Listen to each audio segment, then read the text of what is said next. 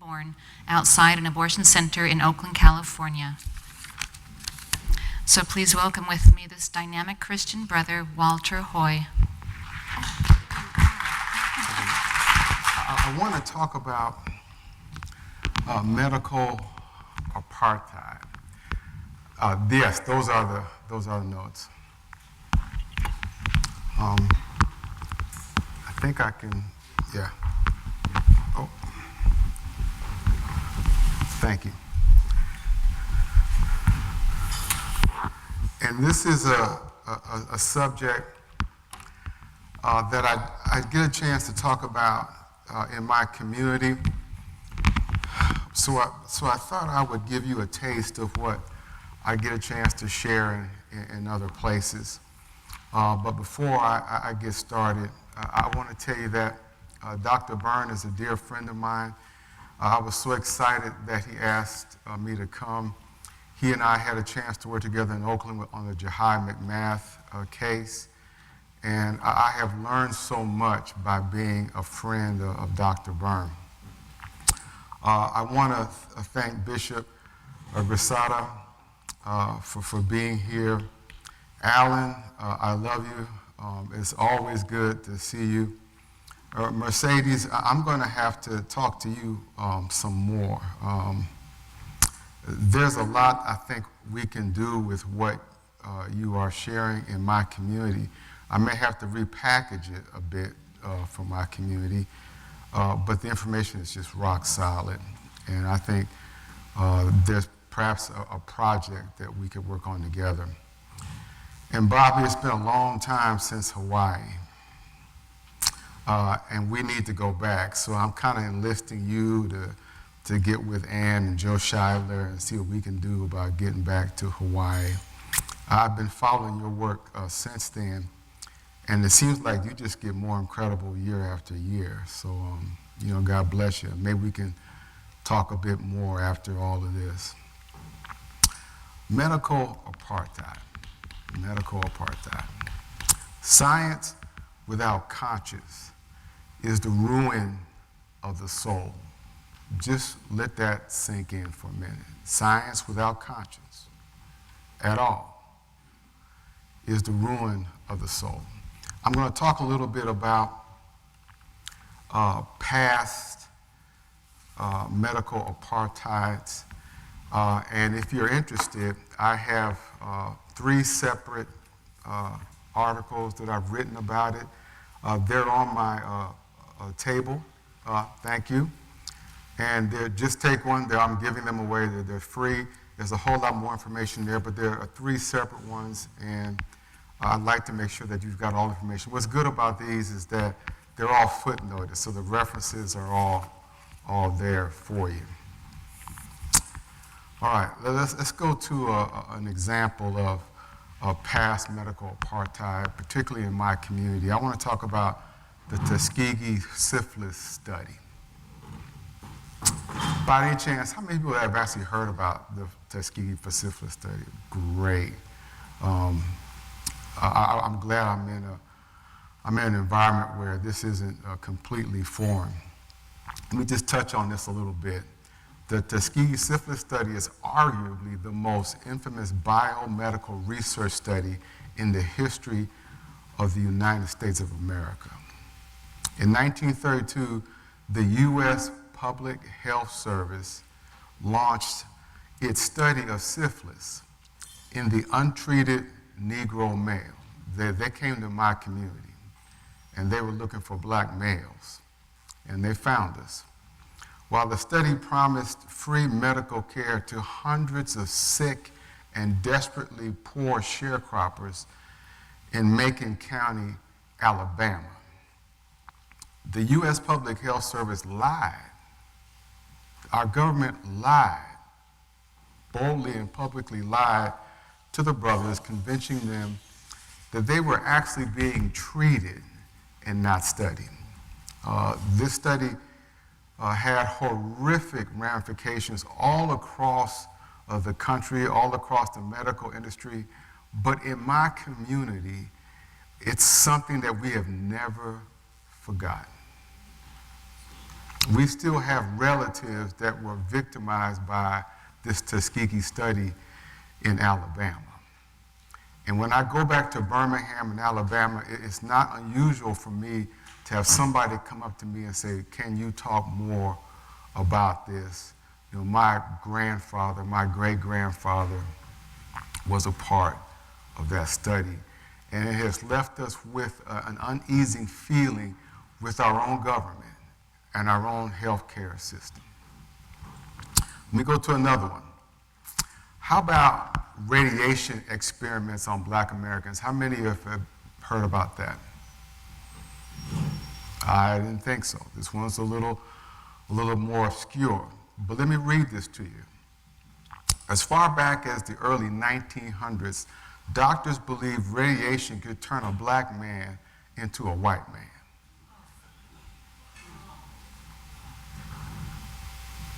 What you're looking at is a newspaper article.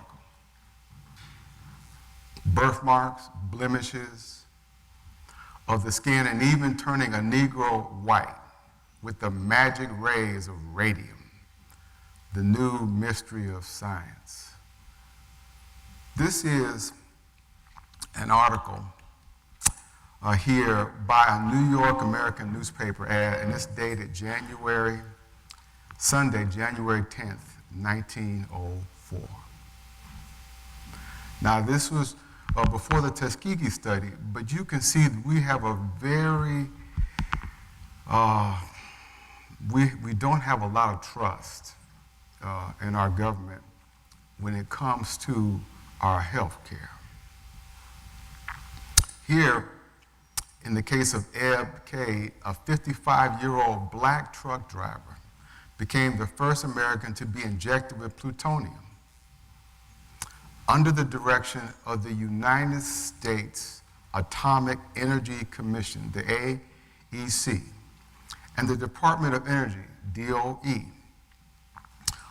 On Saturday, March 24th, 1945, Mr. K was admitted to the U.S. Army Manhattan Engineer District Hospital in Oak Ridge, Tennessee for treatment of bodily injuries, get this, resulting from a car accident, an everyday, ordinary car accident.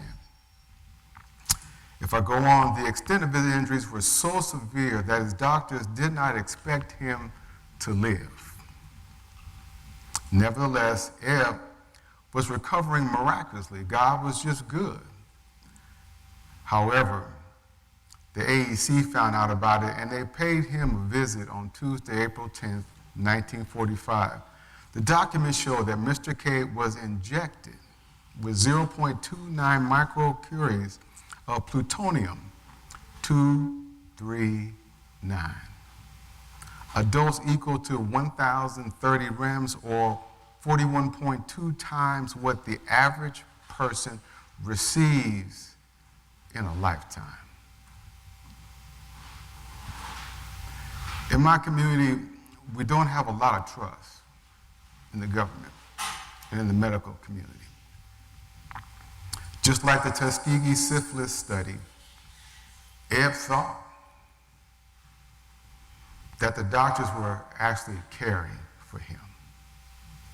Let's take a look at another one. University of Mississippi neurosurgeon Orland J. Andy. Yeah, help me out with the sound here.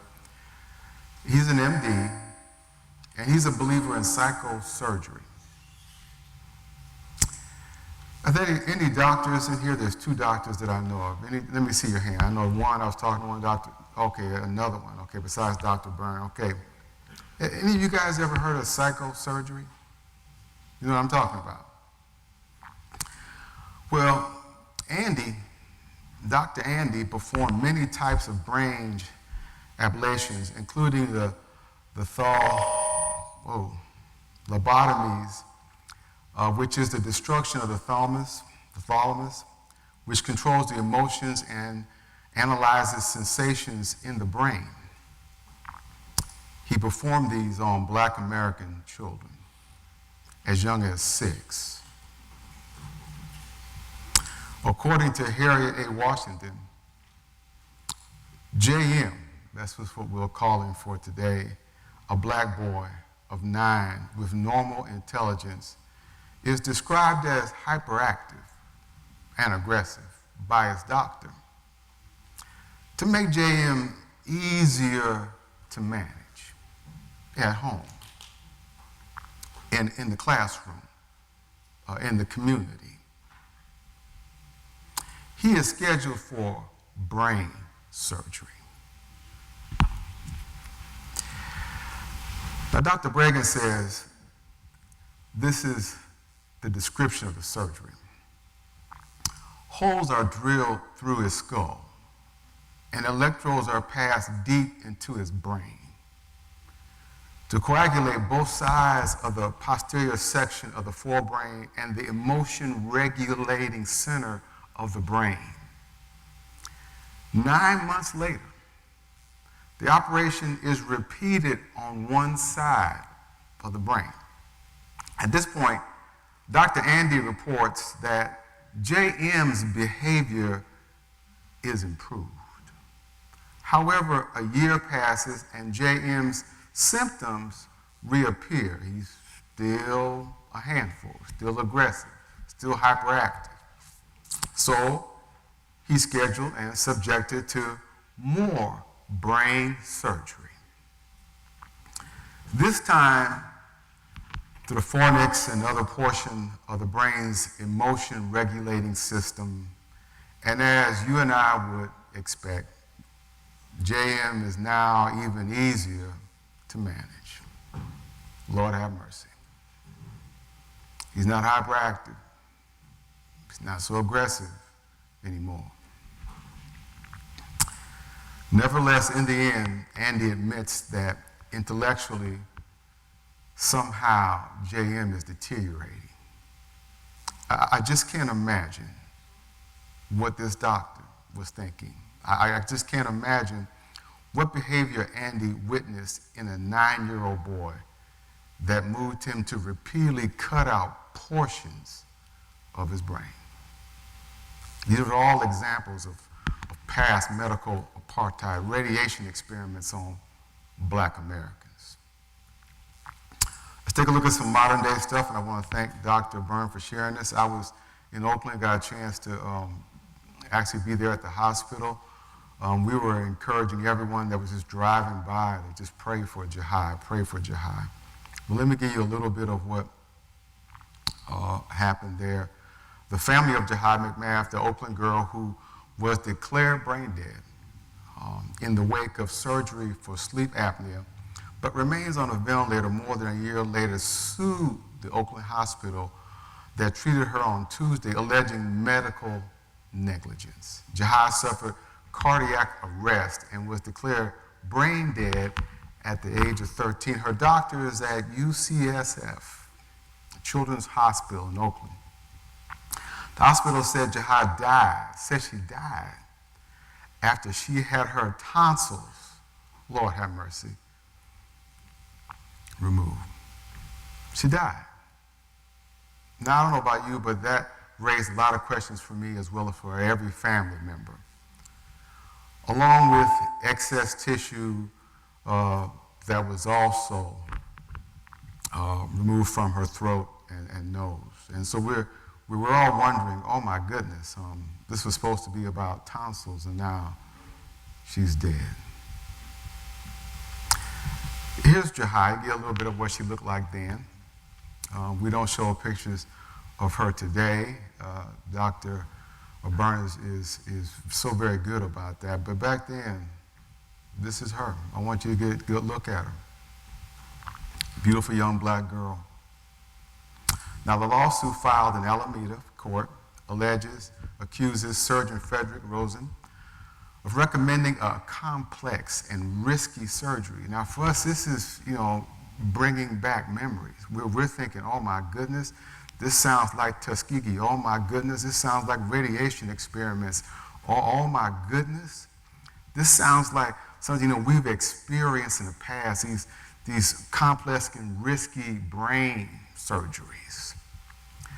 During this procedure, however, on December 9, 2013, Rosen noted that July had a congenital condition that would put her at risk of hemorrhaging, but he failed to notify somehow. He failed to notify nurses and other doctors. This is a big red light for me. Who would be taking care of her afterward, and the suit alleges that. Now, Jahai's parents were alarmed to find their daughter coughing up blood into a container, though nurses assured the family that this type of bleeding and this type of coughing up of blood was normal. This, again, is just bringing back memories.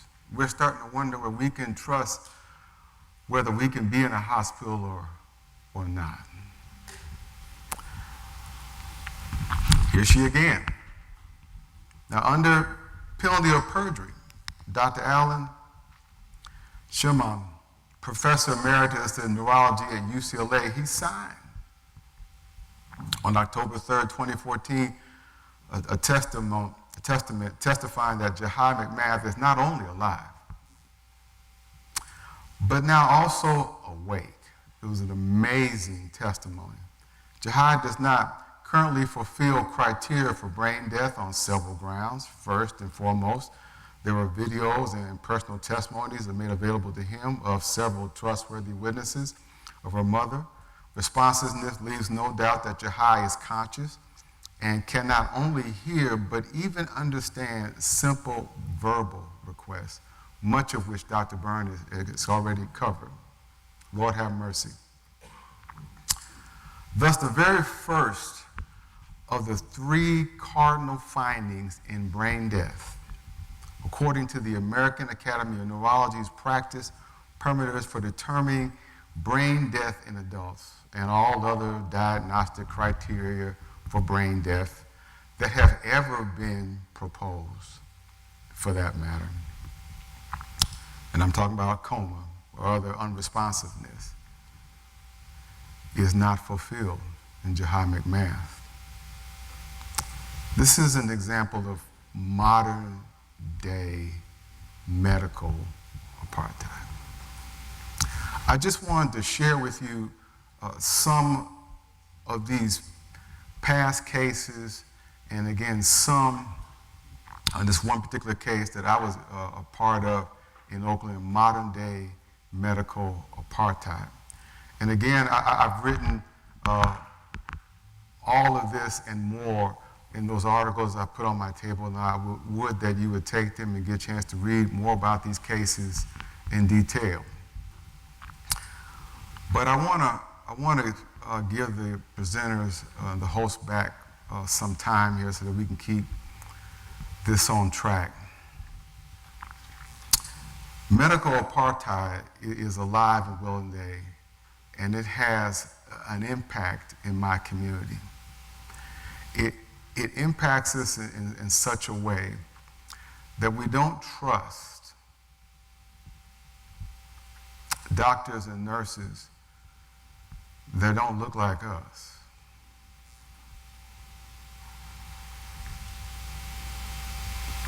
I'm the last generation that can remember voices that date back to the 1800s. You know, my mama alone was born in 1929. And so my grandmother, when we would sit down with her at Christmas and Thanksgiving, just family days right after church, we'd all go to grandmama's house, which was literally right a block down from the church we went to in Detroit, Michigan. And I was the only boy in the family, surrounded by girls. And so I was spoiled. Grandmama would come and grab me, and she just couldn't wait to love me and dote on me. And she'd take me in her lap, and she would teach me about being a black man in America. Now again, her, Lord have mercy, my mama, her child was born in 1929. With my grandmama, I'm getting pretty close to the 1800s now. And she's teaching me that in order to be black in America, I've got to be aware of some things. Now, she's not teaching me to be racist. She's teaching me how to protect myself Some of what she's trying to teach me is medical apartheid, how you can't trust the doctors, how you can't trust the nurses, how you can't trust the hospitals. She's teaching me what was common, ordinary understanding at her time and in her community. I want you to know that I'm probably the last generation that can probably remember hearing voices that date back that far. And so we have a real understanding about where we're going here in America. And I can tell you, we're not going in the right direction. Now let me finish up by saying this. I've been asked to talk a bit about abortion. I spend a lot of my time working on this particular issue. I'm very much involved in this all across the country. And I'm just going to give you a little bit about the impact of abortion in my neighborhood. And then I'm going to be here, and I'd be very happy to answer any questions you might have. And today I brought some DVDs with me. I'm Alpha 21. If you'd like to have one, just let me know. They're right on my table there. I'd like to make this information available to as many people as I could. But let me touch on this a little bit, just a little bit here. The impact of abortion in my community. I want you to know that according to Life Dynamics, 83% of abortion or abortion-referring facilities are in my neighborhood. Think about that. Say it again. 83%. 83%. Life Dynamics did a nationwide study, found that 83% of abortion or abortion-referring facilities are in minority neighborhoods. Is that an accident? I don't think so. Let me go on. A friend of mine named Arnold Callbreath, at the time he was leading Protecting Black Life, dedicated to the impact of abortion in Black America. My good brother, whom I work with constantly. Matter of fact, I was just on the phone with him a few days ago. According to his study, he looked at Planned Parenthood abortion clinics, and this is what he came up with, nationwide study. 79% of Planned Parenthood abortion clinics, just abortion clinics, 79% of Planned Parenthood abortion clinics are located within walking distance of Black and Latino communities. Lord have mercy. If I look at the Tuskegee studies, which I'll talk about in just a minute, I find a very disturbing trend. According to the Tuskegee archives, from 1882 to 1968, the Ku Klux Klan lynched 3,446 Negroes. What was that again? The Klan. They did what? They lynched 3,446 Negroes from 1882 to 1968. Yeah, 1968. Black folk are still being lynched. Now, abortion. Abortion. Talking about the impact of abortion in my community. Abortion wipes that number out. What took them, 86 years to accomplish? Abortion can accomplish that in less than 4 days in my neighborhood. The numbers are disparaging. Let's take a look at the Alan Guttmacher, the Guttmacher Institute number. The Guttmacher Institute says that 30% of all abortions in the United States of America come from my neighborhood, come from Black women. Black women, childbearing age from 15 to 44, 30% of all abortions in the United States of America comes from a people group that at best, represents 15% of the population of the country. Yeah, we're responsible for 30, but you gotta let me finish here. If I go to the government, I really don't have much faith in Alan Guttmacher Institute statistics since we challenged them in 2009 and caught them lying in their reports. So I don't have a whole lot of trust in them. They actually admitted that we caught them. They took down their report and they put up another report to replace the one that they were just caught lying. So let me move on to the government. The CDC. The government says it's not 30. The government says it's 35% black women, childbearing age 15 to 44. Now what's interesting about the CDC study is that the CDC study does not include every state in the union. There are some states that can legally not report what they do with your tax dollars concerning abortion. They don't have to tell the government anything about it. And do you know what state in America performs more abortions than any other state in the country? Anybody know?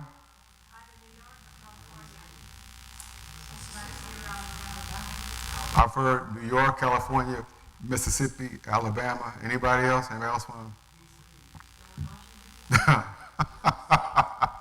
Washington, D.C. beats me. Yeah, I'm going to tell you. California. California performs more than any other state. And yet California does not have to report to the CDC the abortion numbers. And so even without the biggest abortion performing state in the union, the CDC says there's still 35%. It's not 30, it's more than that. And California isn't the only state that's not reporting. I think there's at least 49 or 50 reporting agencies, and maybe 44 or 43 of them are actually reporting. And they still say it's more than 30, it's 35% of all abortions performed come from black women, childbearing age, from 15 to 44. I'm going to finish with this. How many of you are familiar with the total fertility rate? Fertility rate.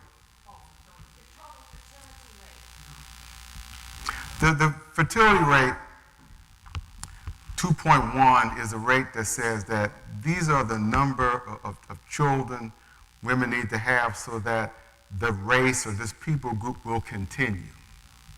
You got to have 2.1. I don't know where they got, by where they get 2.1. What is 0.1 child?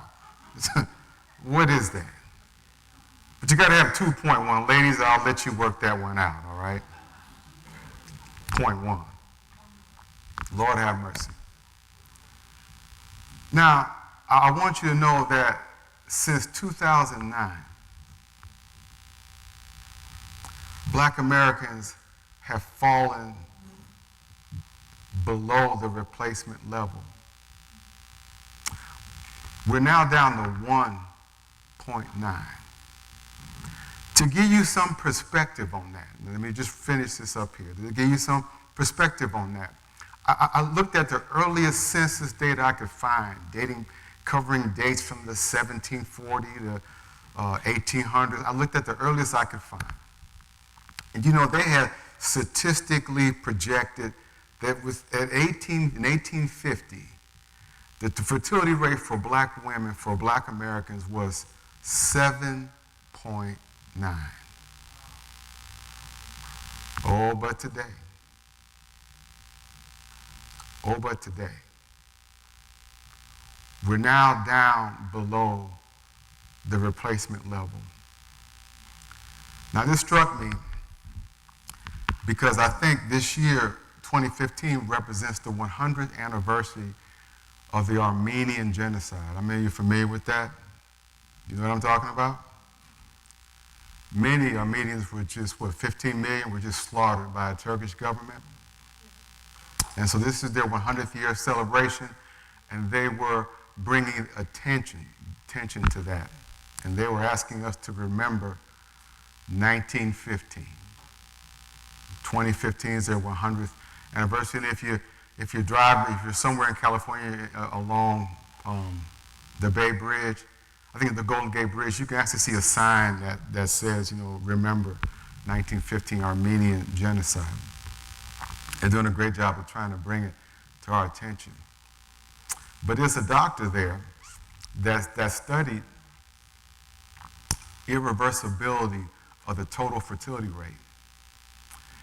And do you know that when you get down to 1.9, chances are it's difficult. Chances are it's difficult to recover from that. And that when you get down to 1.3, they're using terms like irreversibility. The impact of abortion in my neighborhood, if you're considering 35% of all abortions in my community in America come from my community. If you're considering that 83% and 79% of abortion clinics are in my neighborhood and within walking distance. If you understand the impact when it took the Klan 86 years just to lynch 3,400 of us. And abortion today can wipe that number out in less than 4 days, just in my neighborhood, just black abortions.